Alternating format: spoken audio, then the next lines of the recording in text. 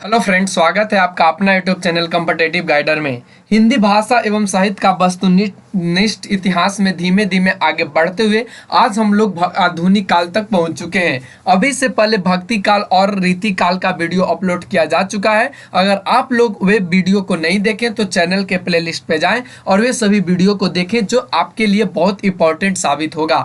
तो चलिए आज के वीडियो में हम लोग देखने वाले हैं भक्ति काल से संबंधित पॉइंट्स को। जैसा कि यहाँ आपको दिखाया गया, यहाँ देखिए या स्लाइड्स में। अगर आपको पीडीएफ चाहिए तो आप इसके डिस्क्रिप्शन बॉक्स से इसका पीडीएफ भी आप डाउनलोड कर सकते हैं। देखिए कहा है आधुनिक काल, जिसे भारतेंदु युग या पूर्ण जागरण काल के नाम से भी जाना जाता है। तो आइए इसके पॉइंट्स को बारी बारी से देखते हैं। कहता है हिंदी साहित्य में आधुनिक काल नाम सर्वप्रथम आचार्य रामचंद्र शुक्ल के द्वारा दिया गया था। आपको ये पॉइंट्स नोट करने हैं कि आधुनिक काल को सर्वप्रथम नाम किसने दिया, तो आचार्य रामचंद्र शुक्ल जी ने दिया था। तो आप ध्यान रखेंगे।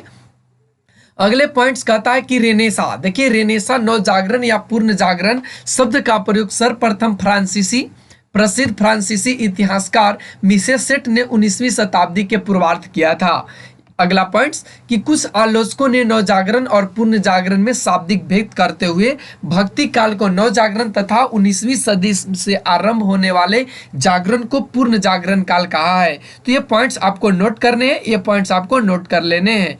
अगला पॉइंट्स कहता है कि डॉक्टर रामविलास शर्मा ने हिंदी नवजागरण के दो हिस्से किए, जिसमें एक को उन्होंने नाम दिया लोक जागरण काल, ये लोक जागरण जिसे भक्ति आंदोलन भी कहा गया, और सेकंड का उन्होंने नाम दिया नव जागरण, जिसे हिंदी नव जागरण या आधुनिक काल के नाम से जाना गया।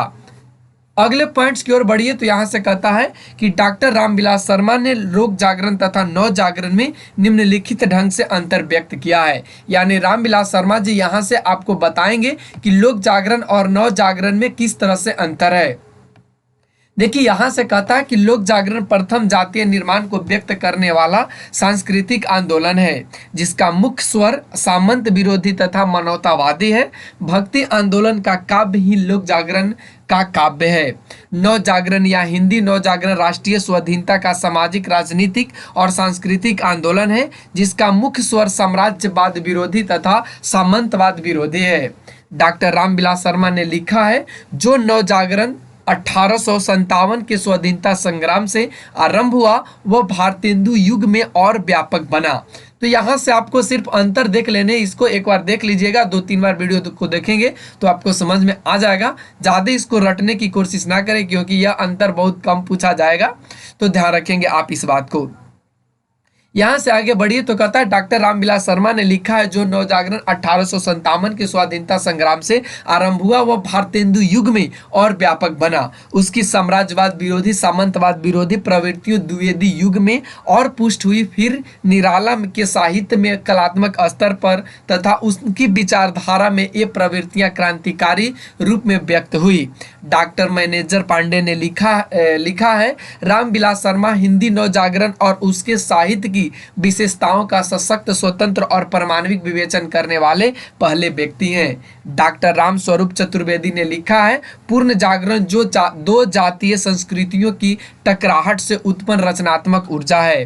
हिंदी में आधुनिकता और पूर्ण जागरण के प्रवर्तक और पितामह भारतेंदु हरिश्चंद्र को माना जाता है। आप ध्यान रखेंगे, ये दोनों पॉइंट्स को आपको नोट कर लेने हैं, ये दोनों पॉइंट्स को आपको नोट कर लेने हैं। चलिए अगले पॉइंट्स की ओर बढ़िए तो यहाँ से कहता है कि विभिन्न विद्वानों ने भारतेंदु युग का काल निर्धारण निम्न ढंग से किया है। इनमें से कुछ ऐसे विद्वान हैं जो भारतेंदु युग का काल निर्धारण किया है। तो आइए देख लेते हैं कौन कौन ऐसे प्रस्तोता है, कौन कौन उनका सीमांकन किया और क्या उनका नामकरण किया। तो देखिए यहाँ पे तो सबसे पहले की बात किया गया है मिश्र बंधु जी की। तो मिश्र बंधु जी का जन्म सीमांकन इन्होंने किया 1869 से 1888। आप ध्यान रखेंगे 1869 से 1888, ध्यान रखेंगे इस बात को।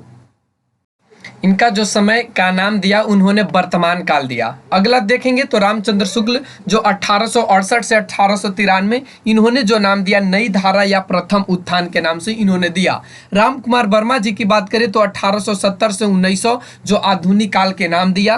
केसरी नारायण शुक्ल जो 1865 से 1900 दिया। रामविलास शर्मा जो 1857 से 1900 के बीच दिया, जिसे नव जागरण काल के नाम से जाना गया। तो उम्मीद है आपको ये सारे पॉइंट्स क्लियर हो गए होंगे। तो चलिए अगले पॉइंट्स की ओर बढ़ते हैं। अगला पॉइंट्स अब हम लोग देखने वाले हैं भारतेंदु पूर्व काव्य धारा, जो 1843 से 1867 के बीच रहा। तो आइए देखते हैं। तो सन 1843 से 1867 ईस्वी तक का कृतित्व भारतेंदु युग की पृष्ठभूमि के रूप में जाना जाता है। भारतेंदु पूर्व काव्य धारा में रचित महत्वपूर्ण भक्ति काव्य निम्नांकित हैं, जिनमें कवि और रचनाएं का नाम यहाँ पे दिया गया है। कवि रीवा नरेश रघुराज सिंह, जो राम स्वयंवर 1969 और रुक्मणी परिणय और आनंद बुधुनी और उसके बाद रामा अष्टयाम। तो ये सारे पॉइंट्स किनके हैं? तो रीवा नरेश रघुराज सिंह कवि के हैं। चलिए अगले पॉइंट्स देखते हैं। तो अगला पॉइंट कहता है रघुनाथ दास रामसनेही, इनके विश्राम सागर हैं, जो 1854 ईस्वी में इन्होंने रचना की है। सरदार कवि की बात करें तो इनके हैं राम रत्नाकर, रामलीला प्रकाश, हनुमंत भूषण और तुलसी भूषण, ये इनके हैं। अगले पॉइंट्स हैं ललित किशोरी जी का, जिन्हें कुंदन लाल भी कहा जाता है, जिन्होंने स्फुट छंद इन्होंने लिखा। गोपालचंद जी की बात करें और इन्होंने लिखा गिरिधर दास जी, जो राधा स्रोत, गोपाल स्रोत, जरासंध वध, बलराम कथामृत और राम कथामृत इन्होंने लिखा। चलिए अगले पॉइंट्स देखते हैं। तो अगला पॉइंट्स ये रहा आपके सामने, भारतेंदु पूर्व ब्रजभाषा में रचित सिंगारिक रचनाएं निम्नांकित हैं, जिनमें देखिए कवि का नाम और रचनाएं दिया गया है। जिनमें कवि का नाम सेवक नक्सिक लिखे इन्होंने, सरदार कवि षड ऋतु, साहित्य सरसी और सिंगार संग्रह लिखा। चंद्रशेखर वाजपेयी की बात करें तो इन्होंने नक्सिक लिखा और हमीरहट 1845 में लिखा। आप हमीरहट को याद रखेंगे, हमीरहट बहुत इंपॉर्टेंट है यहाँ पे पॉइंट्स। चलिए अगले पॉइंट्स देखते हैं। तो अगला पॉइंट्स यहाँ से कहता है भारतेंदु पूर्व काव्य रीति निरूपण रचनाएं निम्नांकित हैं, जिनमें रामदास या राजकुमार इन्होंने रचनाएं लिखे। कवि कल्पद्रुम, ये आपके लिए बहुत इंपॉर्टेंट है, यह DU और BHU में पूछा जा चुका है, ध्यान रखेंगे। जो DU और BHU जैसे इंट्रेंस एग्जाम के लिए तैयारी कर रहे हैं उनके लिए बहुत यह इंपॉर्टेंट यहाँ पे यह क्वेश्चन बन सकता है यहाँ पे। तो चलिए अगले पॉइंट्स कहें तो सेवक बागी विलास, उसके बाद गोपाल चंद्र गिरधर दास जी ने लिखा भारती भूषण छंदो वर्णन।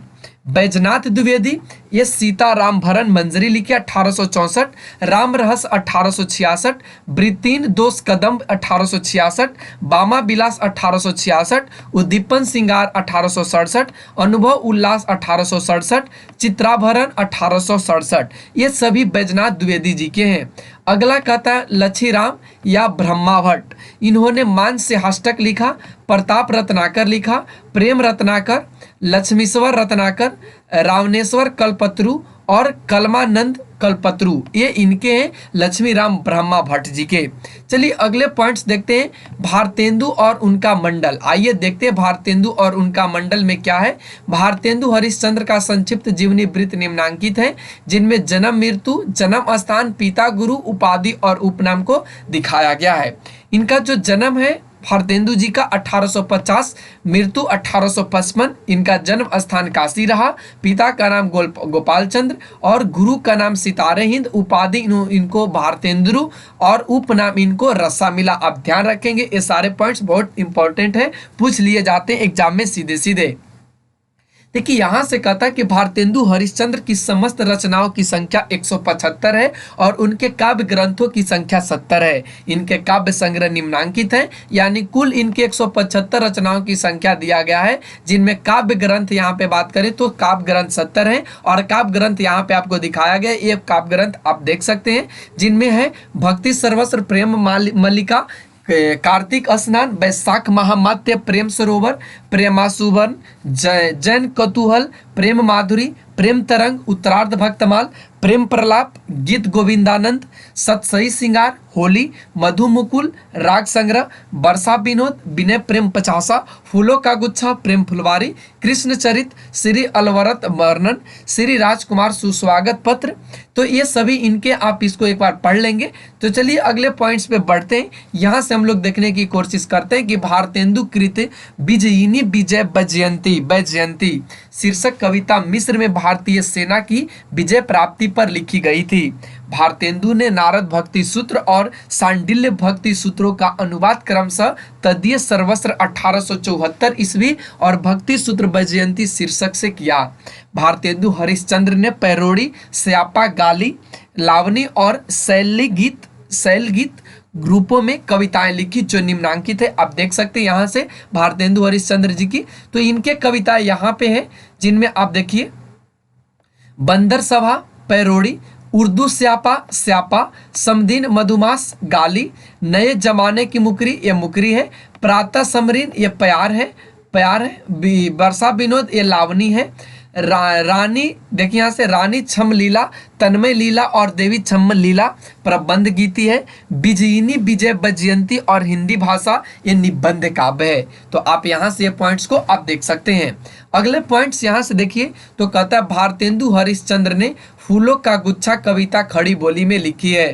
भारतेंदु मंडल के अन्य कवि काल क्रमानुसार इस प्रकार हैं, जिनमें देखिए कवि, जन्म, मृत्यु और रचनाएं। बद्री नारायण चौधरी, इनका जो है वह 1855 से 1923 इनका रहा है। तो यहाँ से देख सकते हैं जीर्ण जनपद, जो दुर्दशा, दत्तापुर, आनंद अरुणोदय, हार्दिक हर्षादर्श, मयंक महिमा, अलौकिक लीला, वर्षा बिंदु, लालित्य लहरी, ब्रिजचंद पंचक, सूर्य स्रोत, ये सभी इनके हैं। प्रताप नारायण मिश्र जी की बात करें तो 1856 प्रेम पुष्पावली, मन की लहर, लोकोक्ति शतक, त्रिपनयतम, श्रृंगार विलास और हरगंगा, ये इनके हैं। उसके बाद ठाकुर जगमोहन सिंह की बात करें तो 1857 से 1899, प्रेम संपत्ति लता 1885, श्याम लता 1885, श्यामा सरोजनी 1886, देवयानी 1886, तो ये सभी ठाकुर जगमोहन सिंह जी के हैं। अगला बात करें तो अंबिका दत्त व्यास जी की, तो ये 1858 से 1900, पावस पचासा 1886, सुकवि सतसई 1887, हो होरी 1891, ये इनके हैं। अगला है राधा कृष्ण दास, जो 1865 से 1907, भारत 12 मासा और देश दशा इनकी है। बद्री नारायण चौधरी प्रेमघन उर्दू में अब्र नाम से कविताएं लिखते थे। प्रेमघन की समस्त काव्य कृतियों का संकलन प्रेमघन सर्वस्त्र शीर्षक से किया गया है। प्रेमघन में विलायत के दादा भाई नौरोजी को काला कहे जाने पर क्षोभपूर्ण कविताएं लिखी गई है। प्रेमघन की कविताओं में यति भंग प्राय मिलता है और उनको मयंक महिमा की रचनाएं खड़ी बोली में की है। प्रताप नारायण मिश्र की प्रतिनिधि कविताओं को प्रताप लहरी शीर्षक से संकलित किया गया, ध्यान रखेंगे आप।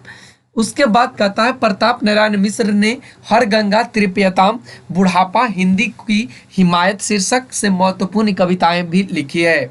ठाकुर जगमोहन सिंह ने श्रृंगार और प्रकृति सौंदर्य परक कविताओं की रचना की। इन्होंने विंध्य क्षेत्र की प्रकृति का वैविध्यपूर्ण वर्णन किया है।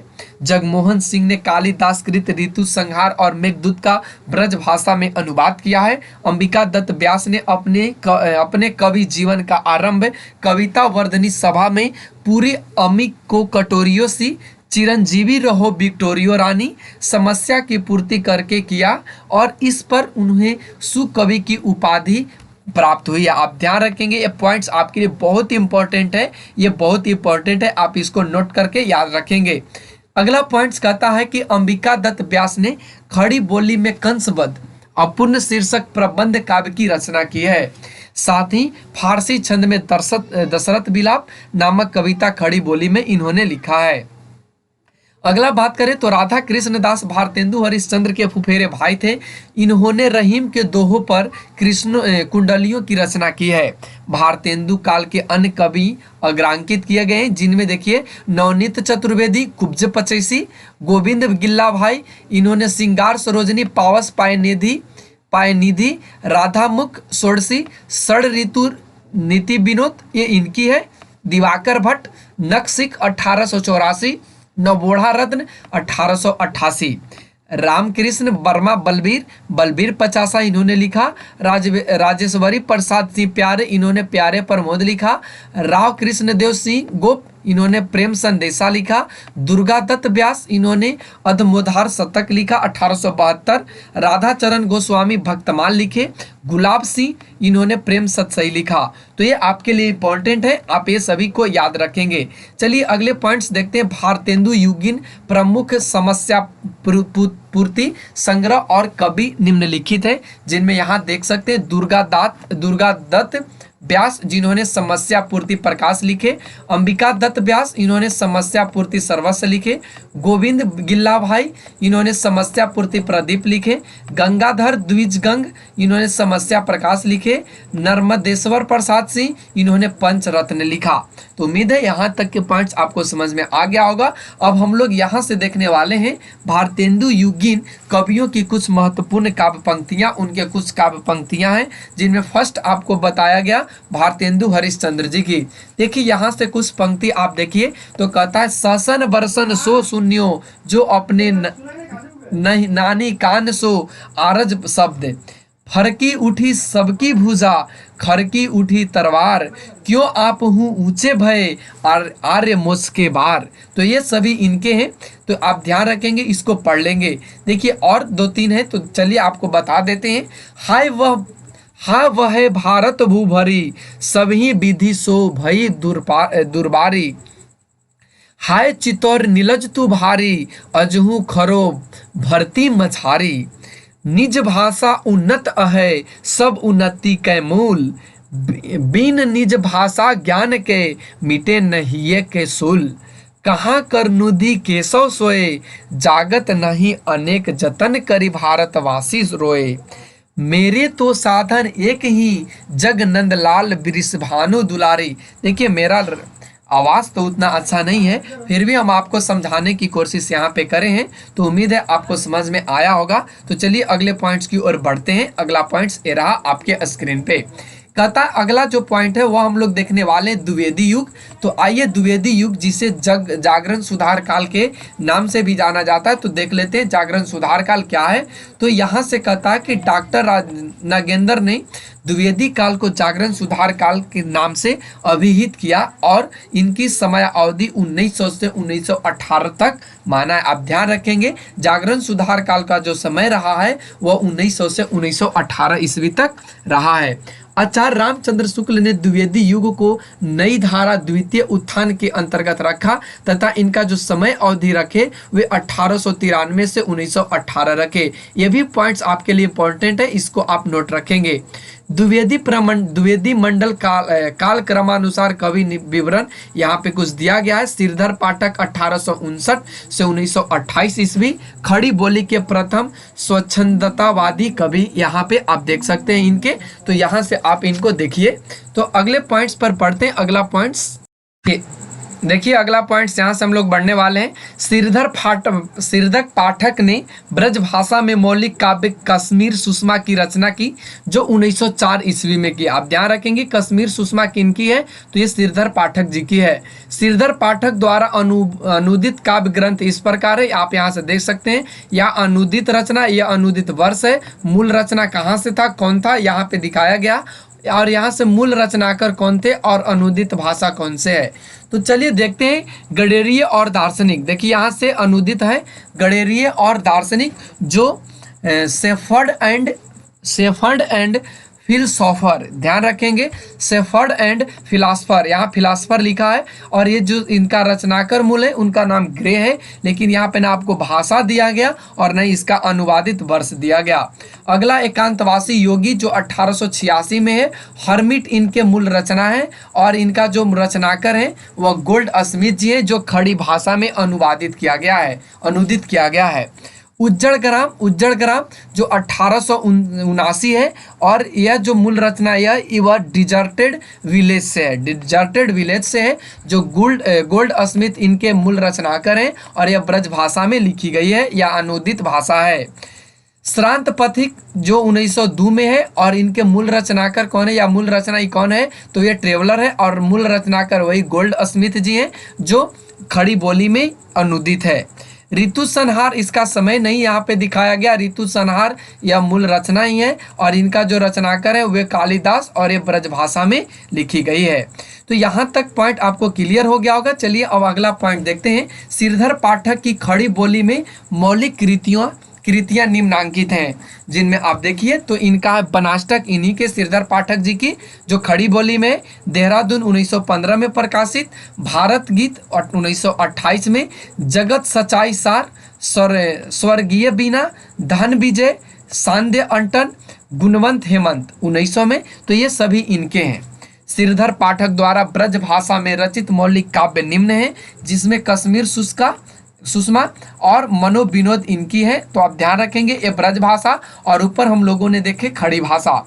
अगला है श्रीधर पाठक ने एकांतवासी योगी की रचना लावनी या ख्याली शैली में की है तथा शांत पथिक की रचना रोला छंद में की है। ये आपको याद रखने हैं, ये पॉइंट्स आपको याद रखने हैं। श्रीधर पाठक द्वारा खड़ी बोली में रचित प्रथम कविता गुणवंत हेमंत है तथा खड़ी बोली की प्रथम पुस्तक एकांतवासी योगी है। ध्यान रखेंगे खड़ी बोली की प्रथम जो पुस्तक है वह कौन है, एकांतवासी, और इनका प्रथम कविता गुणवंत हेमंत है। महावीर प्रसाद द्विवेदी 1864 से 1938 ईस्वी का जन्म इनका रहा है और इनका मृत्यु 1938 में। इनका जो जन्म रायबरेली के दौलतपुर गांव में हुआ था। आचार्य रामचंद्र शुक्ल ने लिखा है कि हम पंडित महावीर प्रसाद द्विवेदी को पद रचना की एक प्रणाली के प्रवर्तक के रूप में पाते हैं। आप इस पॉइंट्स को नोट रखेंगे महावीर प्रसाद द्विवेदी जी के बारे में। महावीर प्रसाद द्विवेदी ने गद्य और पद दोनों के लिए खड़ी बोली में समान बोलचाल की भाषा को प्राथमिकता देने की वकालत की है। महावीर प्रसाद द्विवेदी ने अनुदित एवं मौलिक लगभग 80 ग्रंथ हैं। इनके प्रमुख काव्य संग्रह यहाँ पे निम्नांकित हैं। काव्य मंजूषा सुमन 1923 में, कान्य कुब्ज अबला विलाप, ये आपके लिए भी आई है, ये आपको रट लेना है। कान्य कुब्ज अबला विलाप ये इंट्रेंस एग्जाम में पूछे जा चुके हैं।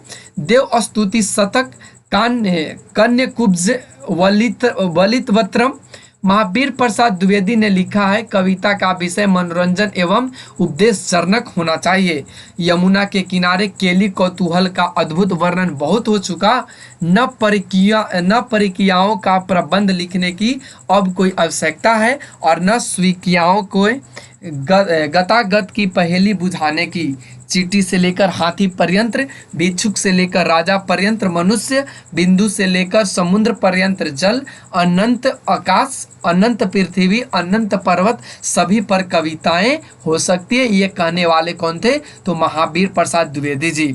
आइए देखते हैं महावीर प्रसाद द्विवेदी द्वारा रचित अनुदित काव्य निम्न है। तो इनमें अनुवाद और यहाँ पे आधार ग्रंथ है। तो विनय शतक भर्तृहरि, इन्होंने भर्तृहरि के वैराग्य शतक का दोहा में अनुवाद किया। बिहार वाटिका इन्हीं की है जो जयदेव के गीत गोविंद का संक्षिप्त अनुवाद है। स्नेहमाला जो भर्तृहरि के श्रृंगार शतक के दोहों में अनुवाद है। गंगा लहरी पंडित राज जगन्नाथ की गंगा लहरी का सवैया में अनुवाद है। ऋतु तरंगिनी कालिदास के ऋतु संहार का 6 अनुवाद है। महावीर प्रसाद द्विवेदी की प्रसिद्ध कविता सर्गो नरक ठेकान नहीं, ध्यान रखेंगे इनके यह प्रसिद्ध कविता है सर्गो नरक ठेकाना नहीं। अयोध्या सिंह उपाध्याय हरियौत जो 1865 में जन्म और 1947 ईस्वी तक जाने जाते हैं, को डॉक्टर गणपति चंद्र गुप्त ने आधुनिक काल का सूरदास कहा है। आप इसके लिए बहुत इंपॉर्टेंट यह है एग्जाम के पॉइंट ऑफ व्यू से कि अयोध्या सिंह हरियौत को आधुनिक काल का सूरदास किसने कहा है, तो अब याद रखेंगे गणपति चंद्र गुप्त जी ने। अब यहाँ से हम लोग देखने वाले हरियौत जी के बारे में। जो आज का वीडियो बहुत लॉन्ग हो चुका है, हम अगले वीडियो में आपसे बात करेंगे। तो अगले वीडियो में हम यहाँ से देखने वाले हैं हरियौंद जी के बारे में जो किस तरह के प्रबंध काव्य लिखे हैं। अगर आप लोग चैनल पर नए तो चैनल को सब्सक्राइब कर लें ताकि इसी तरह के अपडेट आपको मिल सके। और अगर आप लोगों को पीडीएफ चाहिए तो इसका पीडीएफ डिस्क्रिप्शन बॉक्स में दिया रहेगा, वहां से आप इसको डाउनलोड कर सकते हैं। तो आज के लिए बस इतना ही। Thanks for watching, take care, bye bye. फिर मिलते हैं अगले वीडियो में आपके साथ आपके समय पे।